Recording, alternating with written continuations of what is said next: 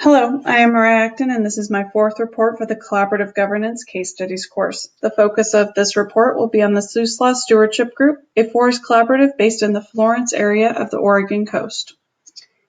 My presentation has four major sections. First, a brief background on the Siuslaw Stewardship Group. Second, a look at the methodology behind this report. Third, the application of the integrative framework. And finally, my findings.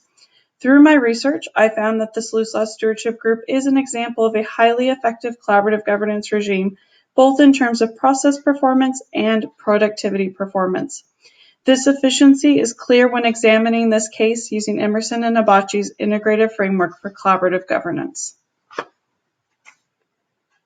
The Siuslaw National Forest was established in 1908. It encompasses more than 630,000 acres in Oregon's Central Coast Range. It is an extremely wet forest receiving over 100 inches of rain each year, which makes it one of the most productive temperate forests on the planet in terms of tree growth.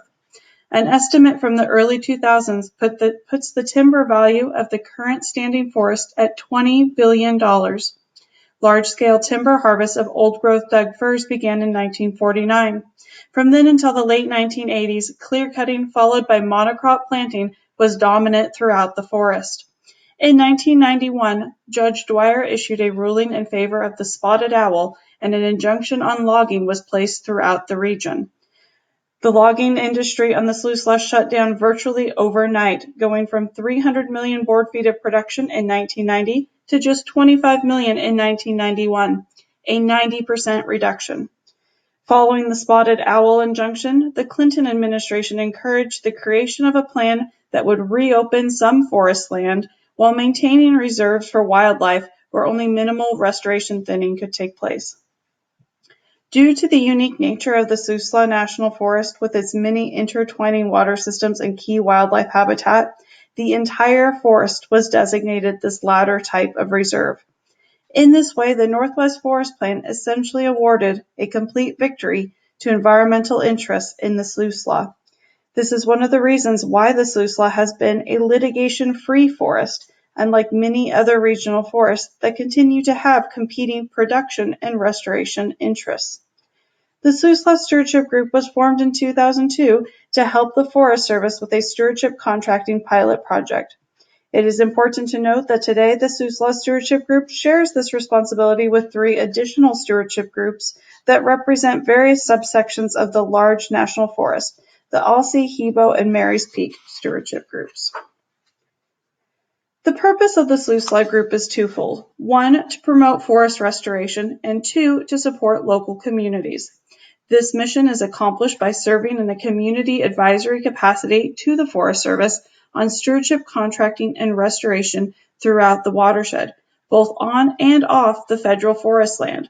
As I will talk about more later in this presentation, the group advises on the spending of retained receipts funding, and while they have no technically binding decision power, they currently enjoy all but legal influence over the spending of that money. As an advisory group, there are no formal membership requirements for the Siuslaw Stewardship Group, and their meetings are open to the public. But there is a focus on stakeholders that reside or operate in the group's area. Regular participants include forest and land management agencies at both the federal and state level, as well as conservation advocacy groups and private landowners. My research suggests that the table is open to loggers and those within the extractive forest industries. However, they have not been active with the group. Two individuals noted that as long as these stakeholders continue to get the thinning and restoration contracts, they don't feel a need to be at the table. Integral to the stewardship group's successful functioning is the role of Cascade Pacific Resource Conservation and Development. A nonprofit based out of the Corvallis area, Cascade Pacific RC&D oversees the grant processes for administering retained receipts funds, holds the contracts for these restoration projects, and also provides facilitation services for the groups. All of this is done through a cooperative agreement with the U.S. Forest Service. To research the Siuslaw Group, I observed a recent meeting, watched two short documentaries about collaboration in the Siuslaw National Forest, interviewed three long-term participants of the group, and reviewed available archival data. To better understand and evaluate the Siuslaw Stewardship Group, I used Emerson and Nabachi's integrative framework for collaborative governance. This framework works from an open systems premise and considers the 6 elements seen on this diagram, each of which I will next look at in regards to the Siuslaw Group specifically. First, the system context that allowed for the formation of the Siuslaw Stewardship Group is the major shift in the forest policy and legal landscape following the spotted owl decisions and the creation of the Northwest Forest Plan. This new framework hinges on a set of policy tools called stewardship contracting and retained receipts, which were made permanent in the 2014 Farm Bill. The aim of this policy is to first meet critical environmental management needs, such as improved forest health, water quality, fish and wildlife habitat, and reduction of natural disaster risk, such as forest fires and landslides. The real brilliance of this policy is that it incentivizes meeting these needs through economic development for rural communities by allowing for continued stewardship-focused logging, such as thinning, with the revenues from these activities staying local rather than being sent back to the federal Forest Service coffers. The funds from these retained receipts are then to be reinvested in the area through restoration projects. Deciding which of these projects to prioritize and fund is the reason why the Siuslaw Stewardship Group came into existence.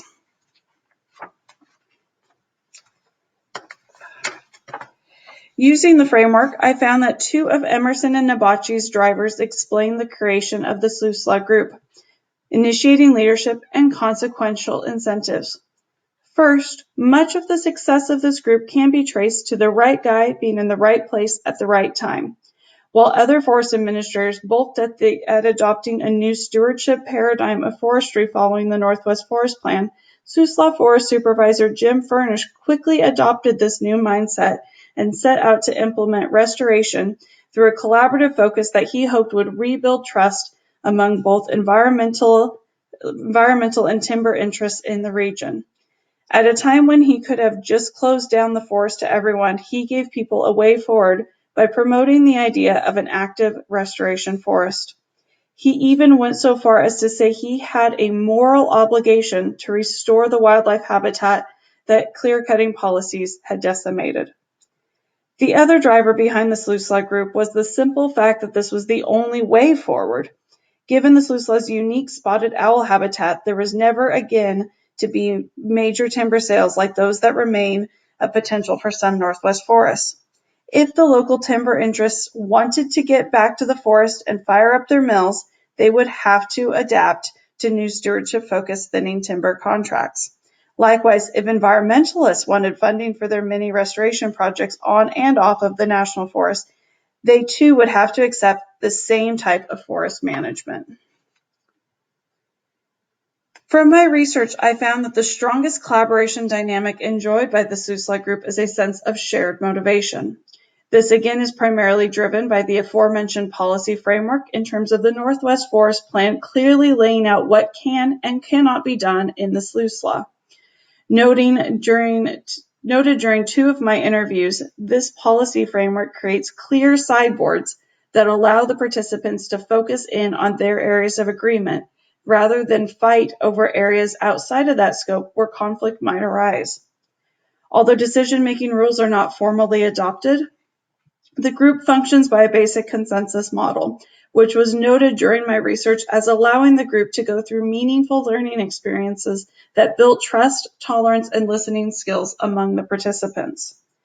Finally, one of my interviewees noted that the agency's commitment to dedicate resources to review all proposed projects demonstrates the priority and good faith effort that is given to this group of community members by the Forest Service. The actions of the Siuslaw and the other 3 stewardship groups are the priority project recommendations for the use of retained receipts funding.